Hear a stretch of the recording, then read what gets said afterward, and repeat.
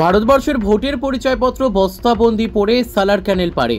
মুর্শিদাবাদ জেলার কান্দি মহকুমার ভরতপুর 2 নম্বর ব্লকের সালার ক্যানেল পাড়ে বস্তাবন্দি পড়ে ভোটের পরিচয়পত্র। বিভিন্ন এলাকার সাধারণ মানুষের এই পরিচয়পত্র নিয়ে শোরগোল উঠল সালার এলাকায়।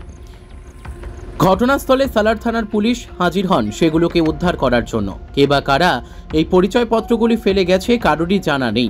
1 সপ্তাহ আগে ফেলে রেখেছে। সকলে মাঠের কাজে আসার সময় দেখতে পান কার্ডগুলি ক্যানেল ধারে পড়ে আছে।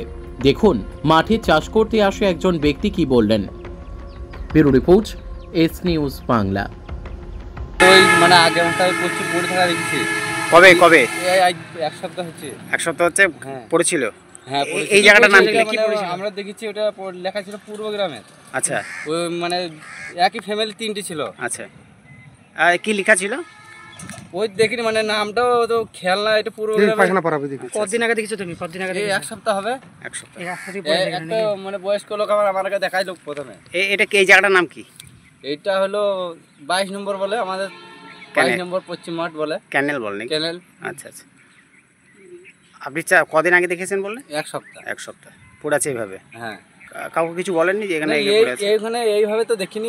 এত পানি বৃষ্টি হয়েছে বলে এটা মানে ছড়িয়ে গেছে। মানে এইভাবে তো ছিল না। কিভাবে ছিল? এতে মানে এখানে গাদা হয়েছিল, এই হয়তো বৃষ্টি হয়েছে ছড়িয়ে গেছে। ঠিক আছে। কোন কোন এলাকার আছে দেখলে তুমি? না, আমিও খালি পূর্ব গ্রামেরই দেখেছি। পূর্ব গ্রাম দেখলে নাকি? হ্যাঁ। কি দেখলে? এই আই কার্ড এভাবে পড়ে আছে রাস্তায়।